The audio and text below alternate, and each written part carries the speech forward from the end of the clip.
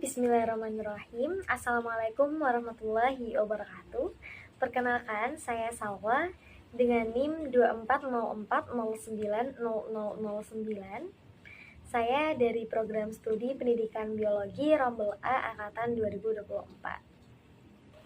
Pada video kali ini, saya akan membahas pembahasan mengenai tema besar ijtihad kontemporer dan saya mengangkat pembahasan yang lebih spesifik, yakni mengenai bayi tabung.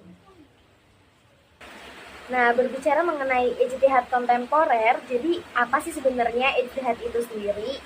Nah, pengertian ijtihad secara bahasa, ijtihad berarti pengerahan segala kemampuan untuk mengerjakan sesuatu yang sulit. Nah, ijtihad sendiri menurut hukum Islam, yakni upaya untuk menemukan hukum agama atau syara atau yang biasa kita dengar itu sebagai syariah ya. Jadi syariah itu jamak dari syara. Nah, untuk melalui salah satu dalil syara. Jadi menemukan hukum agama syara melalui salah satu dalil syara. Nah, ijtihad ini merupakan hukum Islam ketiga setelah Al-Quran dan Sunnah atau hadis. Jadi ketika hukum ini tidak ditemukan dalam Al-Quran maupun Sunnah, maka para ulama atau para ahli agama, gitu, para ahli agama itu menetapkan hukum ijtihad ini. Nah, ini tidak asal-asalan untuk ditetapkan, akan tetapi banyak hal-hal yang harus diperhatikan dan semua itu bersumber lagi terhadap hukum yang pertama dan hukum yang kedua, yakni Al-Quran dan Sunnah. Jadi ijtihad ini bertujuan untuk menciptakan solusi dalam pertanyaan hukum yang belum dijelaskan di dalam Al-Quran maupun Sunnah atau hadis tersebut. Nah, tadi kita sudah membahas mengenai pengertian dari ijtihad itu sendiri. Kemudian, apa sih pengertian dari kontemporer? Jadi kontemporer itu menurut KBBI atau Kamus Besar Bahasa Indonesia memiliki makna pada waktu yang sama, sewaktu, semasa, pada masa kini, ataupun dewasa ini. Jadi kontemporer bisa kita artikan yakni sesuatu yang sedang terjadi sekarang atau sesuatu yang sedang marak terjadi sekarang gitu. Jadi bisa kita simpulkan bahwa ijtihad kontemporer itu yakni upaya untuk merumuskan hukum dalam rangka menjawab permasalahan hukum yang muncul akibat perkembangan zaman. Nah, ijtihad kontemporer itu dilakukan dengan beberapa cara. Jadi tidak asal-asalan para ulama ini menentukan hukum. Jadi karena hukum itu bukan suatu hal yang gampang untuk diputuskan. Nah, maka dari itu ijtihad kontemporer ini dilakukan dengan cara menggunakan metode usul fiqh dan metode ilmiah. Jadi pertimbangan sebelum ulama itu memutuskan suatu hukum itu dilihat terlebih dahulu dari hukum-hukum yang sebelumnya, yaitu Al-Quran atau Sunnah, dan dikaji lagi dengan ketentuan-ketentuan yang sudah ada di dalam usul fiqh. Dan tentunya ini juga mengacu terhadap pengertian kontemporer itu sendiri, yakni harus menggunakan metode ilmiah juga. Nah, yang kedua yakni menggunakan berbagai disiplin ilmu. Yang ketiga, berdasarkan sumber-sumber hukum. Dan yang keempat yakni mempertimbangkan realitas sosial dan konteks masa dan situasi. Baik, jadi tadi kita sudah membahas mengenai pengertian dari ijtihad kontemporer maupun pengertian dari ijtihad kontemporer itu sendiri itu apa. Mengenai tema sekarang yang saya angkat, yakni mengenai bayi tabung. Jadi pengertian dari bayi tabung itu sendiri adalah proses pembuahan sel telur dari sperma di luar rahim yang kemudian embrionya tersebut dipindahkan ke dalam rahim wanita. Dalam bahasa kedokteran, bayi tabung disebut in vitro fertilization atau IVF. Nah, bayi tabung itu merupakan salah satu metode teknologi reproduksi yang dapat membantu pasangan yang kesulitan memiliki keturunan secara alami. Nah, prosedur ini dilakukan ketika pasangan sudah mencoba berbagai cara seperti mengonsumsi obat-obatan, inseminasi buatan, atau bahkan sudah melakukan hingga ke operasi seperti itu.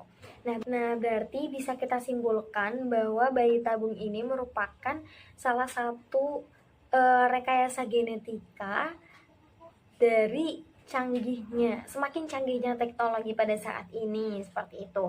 Nah, bayi tabung ini merupakan salah satu bentuk ikhtiar atau usaha suami istri di mana yang susah dalam mendapatkan keturunan. Jadi keturunan itu kan salah satu pemberian dari Allah. Nah, ketika suami istri ini tidak bisa susah gitu ya, susah untuk mendapatkan keturunan, salah satu ijtihad dan ikhtiarnya yakni melakukan bayi tabung. Nah, sebenarnya apa sih hukum dari bayi tabung itu sendiri dalam pandangan dalam kacamata Islam seperti itu. Jadi hukum bayi tabung dalam Islam itu tergantung pada prosesnya. Ya, perlu digarisbawahi ya, bahwa di sini hukum bayi tabung itu tergantung pada prosesnya. Apakah sperma dan ovum berasal dari pasangan suami istri yang sah atau bukan? Berarti hukum bayi tabung menurut kacamata Islam atau menurut hukum Islam. Jadi hukum Islamnya bayi tabung itu sebenarnya boleh atau enggak sih gitu. Bayi tabung itu boleh atau enggak sih dalam Islam gitu.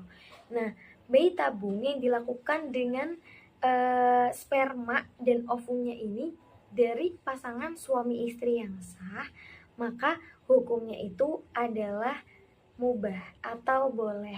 Jadi ketika suami dan istri yang sah ini ingin menghasilkan keturunan, maka boleh untuk melakukan bayi tabung seperti itu. Akan tetapi dalam status sudah halal ya, sudah sah seperti itu.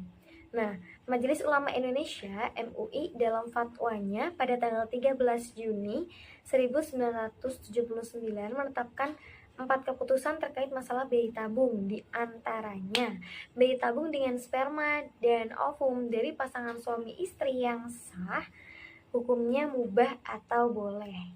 Nah, sebab ini termasuk ikhtiar yang berdasarkan kaidah-kaidah agama tadi. Jadi itu salah satu usaha atau ikhtiarnya pasangan suami istri ini untuk mendapatkan keturunan.